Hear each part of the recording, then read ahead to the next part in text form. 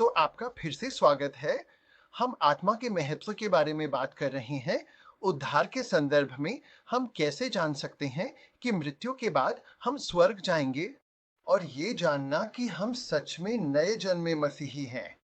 और हम बात कर रहे थे कि आत्मा ही असली आप हैं। आप शरीर से कहीं ज्यादा महत्वपूर्ण हैं। बाइबल में शरीर की तुलना में आत्मा का 3 गुना ज्यादा बार उल्लेख हुआ है। और कैसे? आपकी आत्मा ही है जो प्रेम करती है, आपकी आत्मा ही है जो दुख महसूस करती है, और आपकी आत्मा ही है जो मृत्यु के क्षण में आपके शरीर को छोड़कर हमेशा के लिए चली जाती है। दो में से किसी एक स्थान पर। अब हम यही बात करते हुए रुके थे। एक अमीर आदमी था जो मर गया, और बाइबल हमें बताती है कि उसकी आत्मा नरक में चली गई। और वहां नरक में भी वो देख सकता है, महसूस कर सकता है, सोच सकता है, याद कर सकता है उसके भाई जो धरती पर थे, जो उद्धार नहीं पाए थे और इस भयानक स्थान पर नहीं आना चाहते थे। और हमने कहा था कि आत्मा को स्वर्ग जाने के लिए परिवर्तित होना जरूरी है। जब आप मरते हैं, अगर वो आत्मा बाइबल के अनुसार परिवर्तित हो चुकी है, तो आप तुरंत स्वर्ग चले जाते हैं।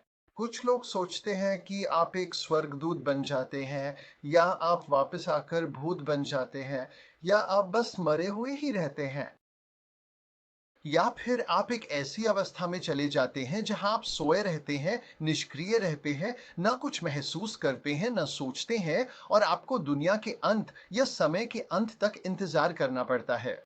और उस समय परमेश्वर आपकी आत्मा को शरीर से या पृथ्वी से बुला लेते हैं। लेकिन नहीं नहीं, जब आप मरते हैं, अगर आप नया जन्म ले चुके हैं या परिवर्तित हो चुके हैं, तो आपकी आत्मा तुरंत स्वर्ग चली जाती है। और हमें कुछ ऐसे वचन मिलते हैं जो इसे बहुत स्पष्ट रूप से सिखाते हैं। प्रेरित पौलुस, जो स्पष्ट रूप से एक नया जन्म लेने वाले मसीही थे, जब वे मरे तो स्वर्ग गए। लेकिन उन्होंने 2 कुरिन्थियों 5 वचन 6 में ये बात कही। उन्होंने कहा, जब हम यानी हमारी आत्मा, असली हम, जब हम शरीर में रहते हैं, तो हम प्रभु से दूर रहते हैं। हम ये अधिक पसंद करेंगे कि हम शरीर से दूर हों और प्रभु के साथ उपस्थित हों। अब प्रभु कहाँ है? तो प्रभु स्वर्ग में है। और इसलिए पौलुस मूल रूप से कह रहे हैं कि जब हम शरीर में रहते हैं, और ध्यान दें कि वे कैसे कहते हैं, जब हमारी आत्मा इस शरीर में रहती है तो हम प्रभु से दूर रहते हैं। उन्होंने कहा, लेकिन हम ये अधिक पसंद करेंगे, और वे जोड़ते हैं कि शरीर से दूर हों, यानी आत्मा के बारे में बात करते हुए शरीर से बाहर हों, और स्वर्ग में हों, प्रभु के साथ उपस्थित हों। और इसलिए हम यहाँ पौलुस को स्पष्ट रूप से बताते हुए पाते हैं कि एक मसीही के लिए शरीर से अनुपस्थित होना प्रभु के साथ उपस्थित होना है। अब हमें इसका एक और उदाहरण भी मिलता है लूका 16 में, जहां हम थोड़ी देर पहले थे। हमने एक धनी व्यक्ति के बारे में बात की थी जो खोई हुई अवस्था में मर गया। उसकी आत्मा कभी परिवर्तित नहीं हुई, और उसकी आत्मा तुरंत नरक में चली गई। उसी समय जब वो धनी व्यक्ति जीवित था, वहां लाजर नाम का एक व्यक्ति भी रहता था, जो एक भिखारी के रूप में जाना जाता था।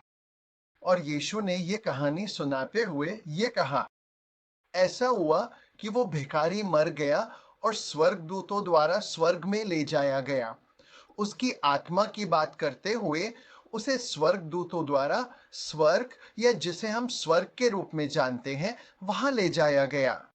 और इसलिए हम यहां पाते हैं कि ये भिखारी मर गया और उसकी आत्मा तुरंत प्रभु के साथ स्वर्ग में चली गई। आप जानते हैं, हमें यह पता चलता है लूका अध्याय 12 में भी यीशु इस समय के बारे में बता रहे हैं जब मूसा और एलिया पृथ्वी के ऊपर उसके सामने प्रकट हुए थे, और वे मसीह के क्रूस पर मरने, कलवरी जाने और ऐसी ही बातों के बारे में बात कर रहे थे। वे जानते थे कि उस समय पृथ्वी पर क्या हो रहा था। खैर, एलिया 700 साल पहले जीवित थे। मूसा का जीवन काल, दरअसल 1500 साल पहले मूसा को वहां से लगभग 75 मील दक्षिण में दफनाया गया था। उनका शरीर तो अभी भी धरती पर था, लेकिन उनकी आत्मा यहाँ है। ये 1500 वर्षों तक स्वर्ग में रहा, और फिर पृथ्वी पर प्रकट होकर यीशु मसीह से बात करने लगा। हमें इसका एक बहुत ही स्पष्ट उदाहरण एक शमूएल के 28वें अध्याय में भी मिलता है, जहां महान नबी शमूएल पूरी तरह से जीवित और आत्मिक रूप से स्वस्थ हैं और वे सीधे स्वर्ग से स्पष्ट रूप से बातें कर रहे हैं। और इस तरह बहुत सारे उदाहरण हैं जो हमें बताते हैं कि जब कोई मसीही मरता है तो उसकी आत्मा तुरंत प्रभु के पास या स्वर्ग में चली जाती है। प्रकाशित वाक्य अध्याय 6 में हम पाते हैं कि कुछ लोगों को क्लेश काल के दौरान मार डाला जाता है। क्लेश काल अभी पृथ्वी पर आना बाकी है, लेकिन ये पृथ्वी पर 7 वर्षों की अवधि है, जहां एक मसीह विरोधी होगा और वो बहुत सारे मसीहियों को मरवा देगा, बहुत सारे मसीहियों की हत्या करवा देगा। और प्रकाशित वाक्य अध्याय 6 में हम पाते हैं कि वे तुरंत स्वर्ग में हैं, जैसा कि प्रेरित यूहन्ना कहते हैं। वे कहते हैं कि माफ कीजिए, मैंने उन लोगों की आत्माओं को देखा जो वचन के लिए मारे गए या शहीद किए गए थे परमेश्वर के लिए। यहां ध्यान दें, ये वो लोग हैं जिन्हें मार दिया गया था। वास्तव में पृथ्वी पर ही उनके शरीरों का सिर काट दिया गया था, लेकिन यहाँ उनकी आत्मा तुरंत स्वर्ग में है। और प्रेरित यूहन्ना उन्हें स्वर्ग में देखते हैं और वे कहते हैं, मैंने उन लोगों की आत्माओं को देखा जो परमेश्वर के वचन के लिए मारे गए थे। अगर हम वहां प्रकाशित वाक्य अध्याय 6 में आगे पढ़ें तो हम पाएंगे कि ये लोग बात कर रहे हैं। वे परमेश्वर से बात कर रहे हैं, कह रहे हैं, परमेश्वर कब तक होगा जब आप हमारा बदला लेंगे और उन लोगों से प्रतिशोध लेंगे जिन्होंने हमें वहां पृथ्वी पर मार डाला था। लेकिन वे याद रखते हैं और वे अब भी सोच रहे हैं, वे अब भी जीवित हैं, क्योंकि जैसा कि मैंने पहले कहा, आत्मा ही असली आप है। आप जानते हैं ना, इस तथ्य का एक सबसे अधिक अनदेखा किया गया फिर भी अत्यंत स्पष्ट उदाहरण यह है कि जब एक मसीही विश्वासी मरता है तो उसकी आत्मा स्वर्ग में प्रभु के साथ रहने के लिए चली जाती है। ये उस चोर की कहानी से है जो क्रूस पर था। और शायद आप इस कहानी से परिचित हैं कि कैसे यीशु मसीह को दो चोरों के बीच क्रूस पर चढ़ाया गया था। यीशु मसीह बीच में थी और जब उन्हें क्रूस पर चढ़ाया गया, दोनों चोर उन पर ताने कस रहे थे, यानी वे उनका मजाक उड़ा रहे थे और कह रहे थे, अगर तुम सच में परमेश्वर के पुत्र हो तो हमें क्रूस से नीचे उतारो, फिर हम सच में तुम पर विश्वास करेंगे। लेकिन उसी क्रूस पर एक चोर का दिल बदल गया और उसने यीशु की ओर देखा और कहा, प्रभु, जब तू अपने राज्य में आए तो आज मुझे याद रखना। यीशु ने उससे लूका 23 के 43वें वचन में ये कहा, मैं तुझसे सच कहता हूं, आज तू मेरे साथ स्वर्ग में होगा। ध्यान दें कि मसीह ने इस चोर से क्या कहा। सचमुच का अर्थ है बिना किसी संदेह के। इसका मतलब है निश्चित रूप से, सचमुच मैं तुझसे कहता हूं, आज तू मेरे साथ स्वर्ग में होगा। तुम जानते हो, उस दिन वो चोर मर गया और प्रभु यीशु मसीह भी मर गए और यीशु मसीह उस चोर को स्वर्ग या स्वर्ग लोक में ले गए और उसी दिन। और हम पाते हैं कि चोर के उस सरल विश्वास के कार्य ने उसे मरने के बाद स्वर्ग पहुंचा दिया। दूसरा चोर मर गया और वो नरक चला गया। उनके शरीरों का क्या हुआ? और उन्होंने उनके शरीरों को क्रूस से नीचे उतारा और शायद उनके रिश्तेदारों को लौटा दिया, या अगर कोई दावा करने वाला नहीं था तो उन्हें शहर के कोड़े में फेंक दिया। लेकिन उस चोर के लिए जिसे बचा लिया गया था, अब ये कोई मायने नहीं रखता था। वो मर गया और वो उसी दिन प्रभु के साथ रहने चला गया। क्या आपने कभी सोचा है कि क्या स्वर्ग में लोग देख सकते हैं कि यहाँ पृथ्वी पर क्या हो रहा है? और क्या स्वर्ग में लोग यहाँ तक देख सकते हैं कि आप क्या कर रहे हैं? शायद कोई जिसे आप जानते हैं मर गया है और आप जानते हैं वे स्वर्ग चले गए हैं। क्या आपने कभी सोचा है कि क्या वे स्वर्ग से इस धरती पर कुछ चीजें देख सकते हैं? आप जानते हैं, एक पादरी के रूप में मैं हर रविवार प्रचार करता हूँ और मेरे माता पिता स्वर्ग में हैं। मैं अक्सर सोचता हूँ कि क्या परमेश्वर उन्हें मुझे प्रचार करते हुए देखने देते हैं? आप कहेंगे, क्या यह संभव है? ठीक है, मैं आपको इब्रानियों के 12वें अध्याय से एक वचन दिखाता हूँ। बाइबल कहती है, इस कारण जबकि हम भी गवाहों के ऐसे बड़े बादल से घिरे हुए हैं, इसका मतलब है कि हम बहुत सारे गवाहों से घिरे हुए हैं। ये किसके बारे में बात कर रहा है? ये उन कई स्वर्गीय या मृत मसीहियों के बारे में बात कर रहा है जिनका नाम पिछले अध्याय में लिया गया है। ये आगे बढ़ता है। ये कहता है, आइए हम, यानी हम जो अभी पृथ्वी पर जीवित और स्वस्थ हैं, धैर्य के साथ वो दौड़ दौड़े जो हमारे सामने रखी गई है। अब आइए इस पद को विस्तार से समझें। यहाँ बाइबल हमें बताती है कि हम गवाहों के इस बादल से घिरे हुए हैं। क्या आप कल्पना कर सकते हैं? आकाश में ये विशाल दर्शकों की सभा, ये गवाहों का बादल। और आप पूछेंगे, अरे ये किसके बारे में बात कर रहा है? ये तो उन लोगों के बारे में बात कर रहा है जिनका उल्लेख पिछले अध्याय में किया गया है। मूसा जैसे लोग, अब्राहम जैसे लोग, दाऊद और यहोशू और अन्य लोग, ये वे लोग हैं जो सैकड़ों साल, शायद हजारों साल पहले मर चुके हैं और अब वे स्वर्ग में हैं और वे यहाँ पृथ्वी पर जो कुछ हो रहा है उसे देख सकते हैं। उन्हें गवाहों का बादल कहा गया है और ये कहता है कि चूंकि वे हमें देख रहे हैं, वे हमें प्रोत्साहित कर रहे हैं, तो फिर हम क्यों न धैर्य के साथ ये दौड़, जिसे जीवन की दौड़ कहा जाता है, दौड़ें। दूसरे शब्दों में, डटे रहो, आगे बढ़ते रहो, क्योंकि ऐसे लोग हैं जो हमें दूसरी ओर से, यानी स्वर्ग से प्रोत्साहित कर रहे हैं।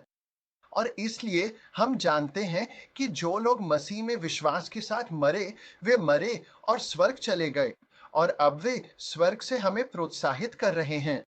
यीशु ने यूहन्ना 5 में 24वें वचन में कहा, जो मेरा वचन सुनता है और उस पर विश्वास करता है जिसने मुझे भेजा है, उसके पास अनंत जीवन है और वो दोषारोपण में नहीं आएगा।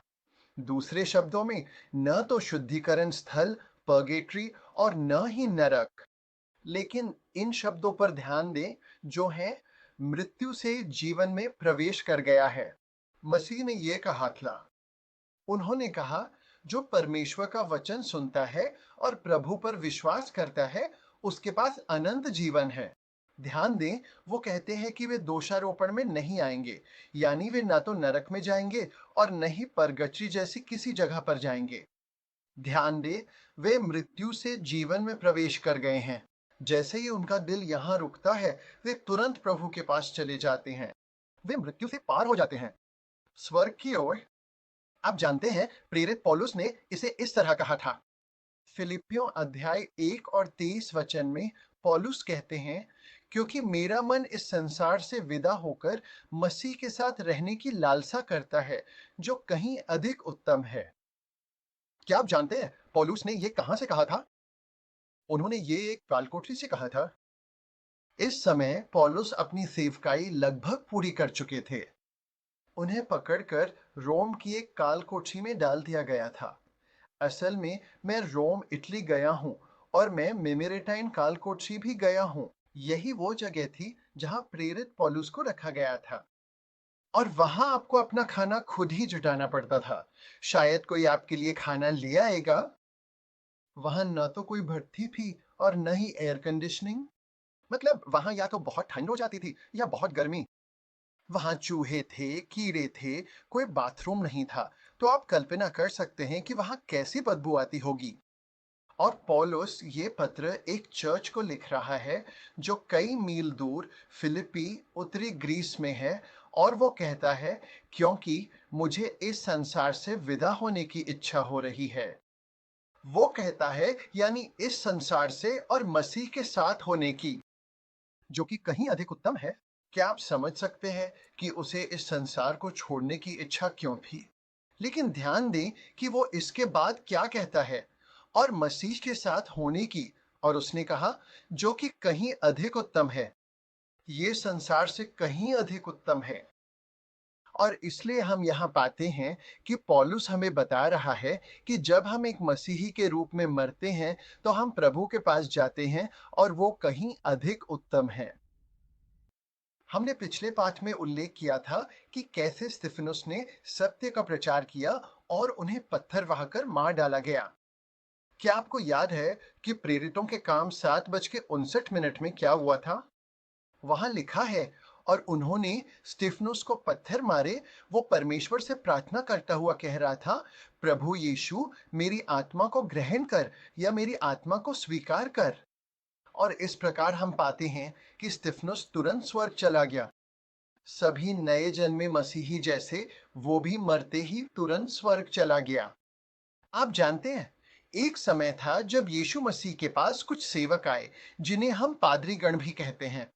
उन्हें सदूकी कहा जाता था, और सदूकी लोग परलोक में विश्वास नहीं करते थे। ये मानना मुश्किल है कि वे सेवा में थे, लेकिन वे कहीं न कहीं अनंत जीवन में विश्वास नहीं करते थे। वे स्वर्गदूतों में विश्वास नहीं करते थे। वह पुनरुत्थान में भी विश्वास नहीं करते थे। बिल्कुल, यीशु इन सब बातों में विश्वास करते थे।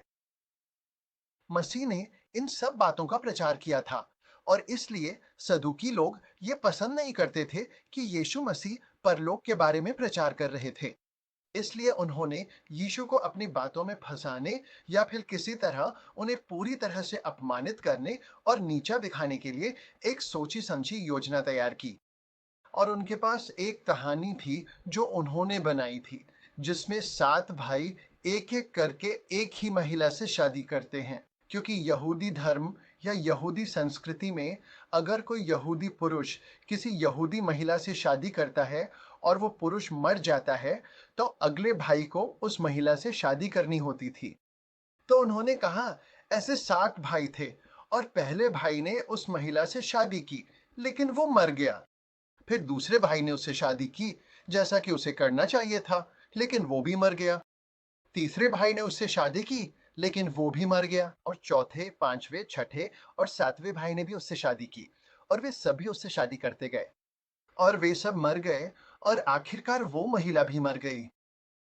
और सदूकी लोगों ने कहा, यीशु, अगर कोई परलोक है, अगर कोई स्वर्ग है, अगर कोई पुनरुत्थान है, या इस जीवन के बाद कोई जीवन है, तो उस परलोक में वो किसकी पत्नी होगी?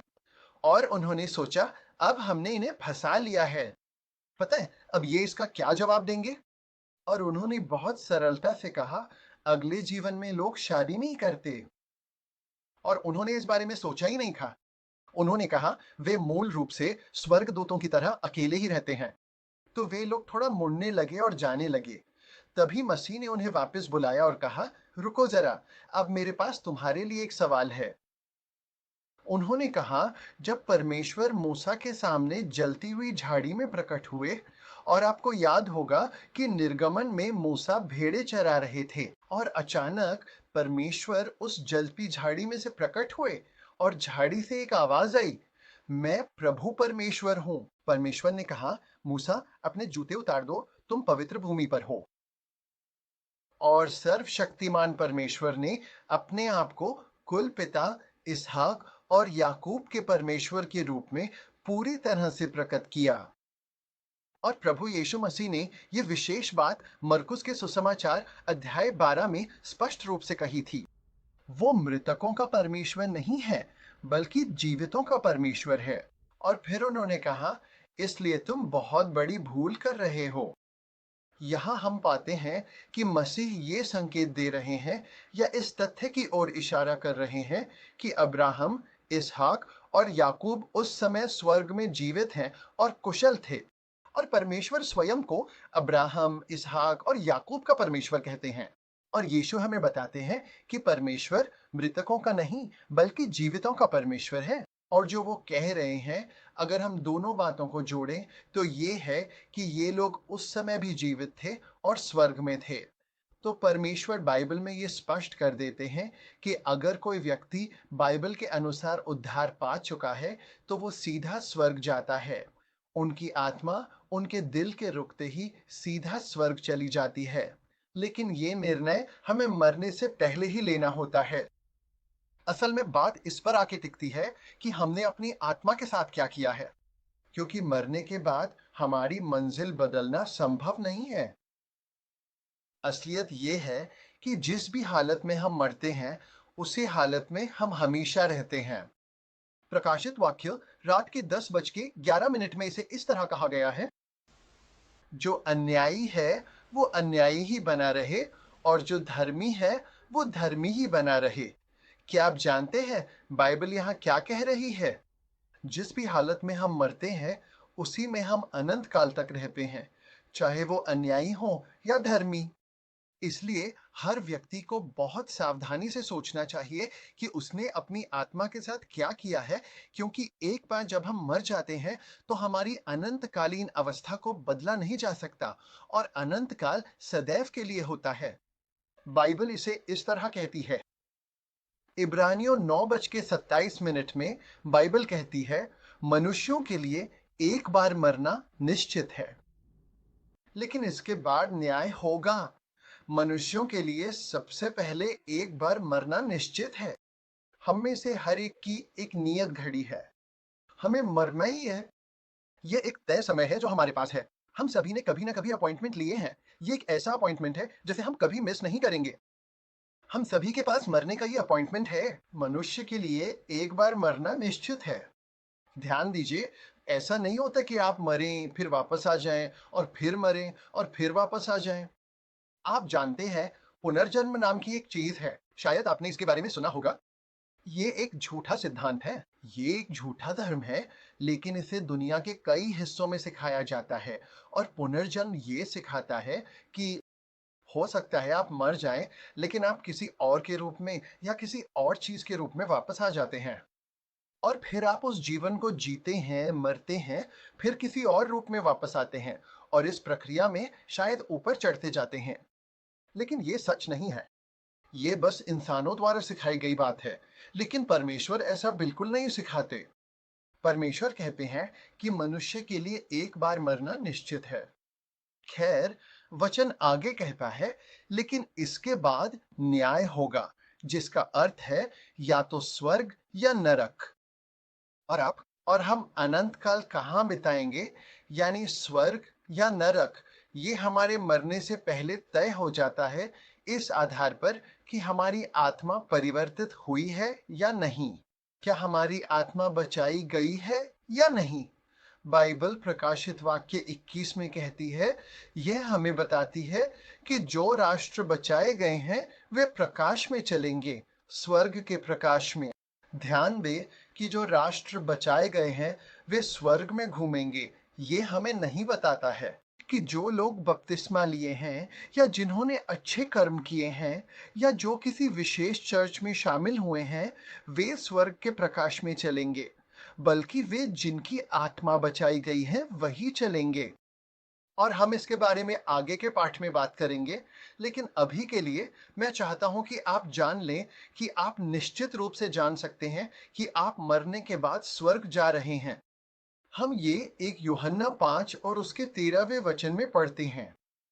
बाइबल कहती है, ये बातें मैंने तुम लोगों के लिए लिखी हैं, जो परमेश्वर के पुत्र के नाम पर विश्वास करते हो, ताकि तुम जान सको कि तुम्हें अनंत जीवन मिला है। ये कितना अद्भुत वचन है। इसे ध्यान से देखिए। ये बातें यहाँ प्रेरित यूहन्ना उन बातों के बारे में बता रहे हैं जो उन्होंने इससे पहले कही हैं। बहुत सी बातें हैं जो हमें ये निश्चित रूप से जानने में मदद करती हैं कि जब हम मरेंगे तो स्वर्ग जाएंगे। और वे कहते हैं, ये बातें मैंने तुम्हारे लिए लिखी हैं। ध्यान दीजिए, जो परमेश्वर के पुत्र के नाम पर विश्वास करते हैं, यानी यीशु पर, ताकि तुम जान सको कि तुम्हें अनंत जीवन मिला है। आशा नहीं, अनुमान नहीं, कल्पना नहीं, बल्कि ये जानना कि तुम्हें अनंत जीवन मिला है। आप जानते हैं, ज्यादातर लोग एक तरह के जानता हूं नहीं, बल्कि आशा करता हूं, या कहें तो शायद ऐसा हो वाली सोच के साथ धर्म का पालन करते हैं। खैर, जब मैं मर जाऊंगा तो मुझे उम्मीद है कि मैं स्वर्ग जाऊंगा। लेकिन बाइबल कहती है कि ये बातें इसलिए लिखी गई हैं ताकि तुम जान सको कि तुम्हें अनंत जीवन मिला है। आखिरकार, ये इस बात पर निर्भर करता है कि हमने अपनी आत्मा के साथ क्या किया है। क्या वो आत्मा परिवर्तित हुई है या नहीं। और मैं चाहता हूं कि हम अपने पाठ को एक बार फिर इसी वचन के साथ समाप्त करें। प्रभु की व्यवस्था सिद्ध है, जो आत्मा का रूपांतरण करती है। प्रभु की व्यवस्था बाइबल है, और हाँ, ये आत्मा के रूपांतरण में पूर्णतः सिद्ध है। और ये हमें बताती है कि उस आत्मा का रूपांतरण होना आवश्यक है। तो मैं आपको ये सवाल छोड़ के जा रहा हूं, क्या आपके जीवन में ऐसा कोई समय आया है जब आपको पता हो कि आपकी आत्मा का रूपांतरण हुआ था? क्या आप जानते हैं कि आत्मा का रूपांतरण कैसे होता है? क्या आप जानते हैं कि आत्मा के रूपांतरण में क्या-क्या शामिल है? खैर, हम जानते हैं कि बाइबल ही है और इसलिए अपनी अगली कक्षा में हम बाइबल के बारे में बात करेंगे। आज हमने आत्मा के महत्व के बारे में बात की है और हमने वो वचन देखा जिसमें लिखा है कि प्रभु की व्यवस्था सिद्ध है। बाइबल आत्मा का रूपांतरण करने में पूर्णतः सिद्ध है, इसलिए बाइबल एक बहुत ही महत्वपूर्ण हिस्सा है। ये आत्मा के रूपांतरण में मुख्य भूमिका निभाती है। तो जैसे आज हमने आत्मा के महत्व के बारे में बात की, वैसे ही अगली कक्षा में हम बाइबल के महत्व के बारे में चर्चा करेंगे। तो अगली बार हम अपनी अगली कक्षा से आगे बढ़ेंगे। अपने समय के लिए धन्यवाद।